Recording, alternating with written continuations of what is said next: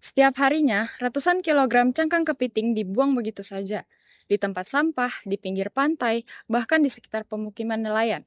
Tapi tahu nggak, di balik tumpukan limbah yang selama ini dianggap tidak berguna, tersimpan kandungan mineral yang luar biasa.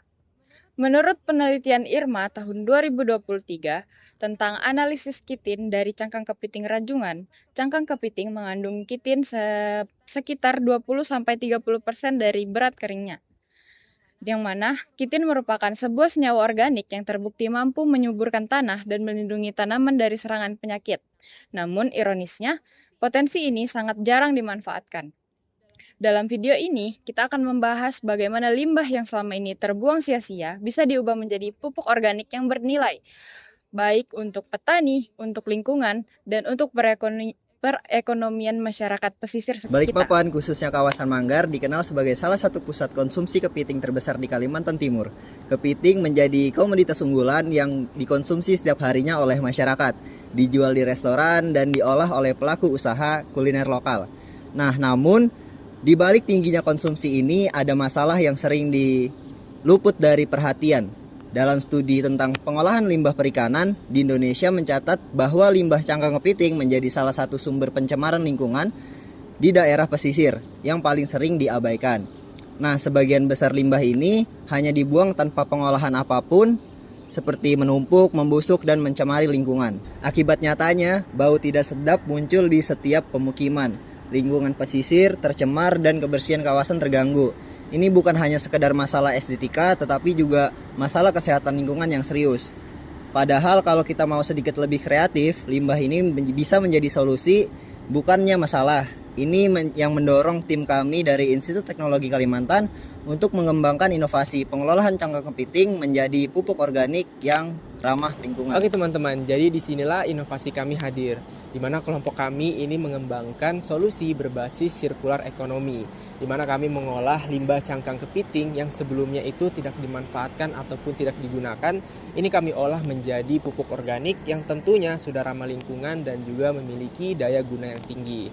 Nah, inovasi kami ini juga sebelumnya sudah pernah diteliti oleh Sari dan juga Nugroho tahun 2019, di mana mereka menunjukkan bahwa pengolahan limbah cangkang kepiting ini tidak hanya dapat membantu mengurangi beban pencemaran lingkungan, tapi juga bisa dimanfaatkan untuk diolah menjadi kompos yang berkualitas tinggi, sehingga bisa langsung digunakan ataupun dimanfaatkan untuk kebutuhan pertanian dan juga pemberdayaan tanaman. Lalu, apa sih yang membuat cangkang kepiting begitu istimewa sebagai bahan pupuk? Jawabannya ada pada kandungan kimianya.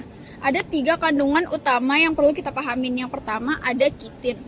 Menurut Rahman 2020, dalam penelitiannya tentang potensi kitin dan kitosan dari limbah cangkang kepiting menjelaskan bahwa kitin adalah polimer alami terbesar kedua di bumi setelah sel sola.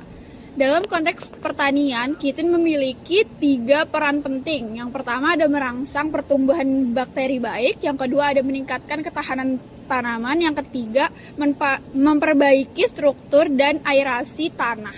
Selanjutnya ada kandungan yang kedua yang itu kalsium karbonat. Selain kitin, cangkang kepiting juga kaya kalsium karbonat.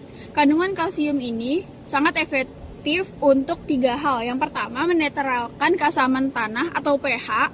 Yang selanjutnya ada memperkuat dinding sel tanaman. Yang ketiga ada mendukung pertumbuhan akar yang lebih sehat. Kandungan yang ketiga adalah kitosan, turunan dari kitin. Ketika kitin diproses lebih lanjut, ia menghasilkan kitosan, senyawa yang bahkan lebih aktif secara biologis. Menurut Putri 2021 membuktikan bahwa pupuk berbasis kitosan secara spesifikan meningkatkan pertumbuhan tinggi tanaman, jumlah daun, dan berat basah tanaman dibandingkan tanaman yang hanya menggunakan pupuk kimia konvensional. Ini membuktikan bahwa pupuk organik dari cangkang kepiting bukan sekedar alternatif, tapi bisa menjadi pilihan utama yang lebih baik. Oke teman-teman, selanjutnya kita akan masuk ke dalam proses pembuatan pupuk kompos itu tersendiri.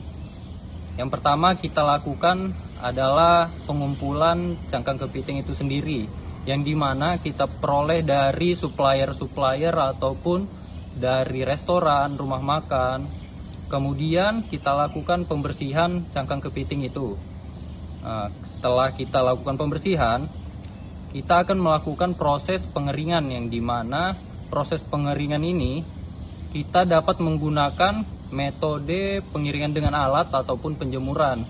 Setelah pengeringan itu selesai, kita masuk ke dalam tahap penghalusan, yang dimana cangkang kepiting tadi yang sudah kita jemur, kita harus melakukan penghalusan dengan menggunakan alat penghalus ataupun bisa dengan kita tumbuk sendiri.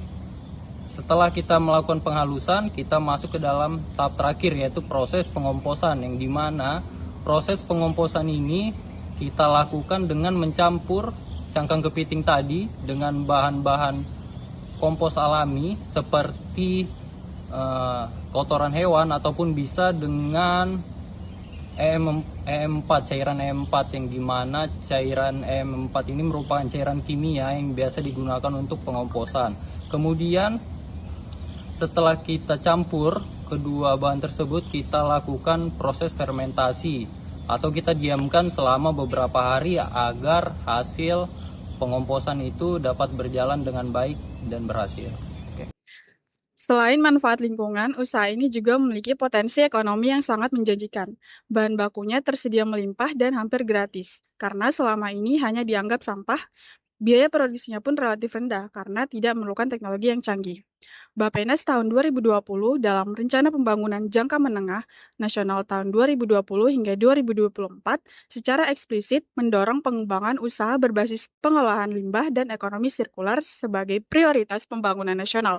Ini artinya usaha seperti ini tidak hanya layak secara bisnis, tetapi juga dapat mendapat dukungan penuh dari kebijakan pemerintah. Dari sisi pemberdayaan masyarakat, Natama DKK tahun 2024 menunjukkan bahwa usaha berbasis komunitas yang memanfaatkan modal sosial seperti jaringan nelayan dan kelompok UMKM pesisir menghasilkan peningkatan kapasitas ekonomi kelompok yang jauh lebih berkelanjutan. Usaha ini membuka lapangan kerja nyata bagi masyarakat pesisir Balikpapan, mulai dari pengumpulan bahan baku, pengolahan, hingga distribusi ke kelompok tani di seluruh Kalimantan Timur. Inilah yang kami sebut sirkular ekonomi sirkular. Kepiting menghasilkan limbah, kemudian limbah diolah menjadi pupuk, lalu pupuk menyuburkan lahan pertanian, lalu petani sejahtera, kemudian lingkungan pesisir bersih. Sebuah siklus ini yang saling menguntungkan semua pihak. Nah, jadi limbah cangkang kepiting itu bukan lagi sebuah masalah nih, melainkan bisa dijadikan sebuah peluang. Jadi dengan inovasi yang tepat, kolaborasi antara akademisi, masyarakat, dan pelaku UMKM, kita bisa nih mengubah sesuatu yang dianggap nggak berguna gitu menjadi produk yang bermanfaat bagi petani, lingkungan, dan perekonomian daerah kita. Contohnya seperti pupuk ramah lingkungan dari cangkang kepiting tersebut. Seperti yang ditegaskan oleh Hidayat dan Lestari pada tahun 2022, nah keberlanjutan pengelolaan limbah perikanan itu sangat bergantung pada keterlibatan aktif masyarakat sendiri dan dukungan inovasi teknologi tepat guna. Dan itulah tepatnya yang sedang kami wujudkan bersama di Balikpapan untuk Kalimantan Timur ini untuk masa depan pertanian berkelanjutan Indonesia. Karena masa depan pertanian yang berkelanjutan dimulai dari langkah kecil yang kita ambil hari ini.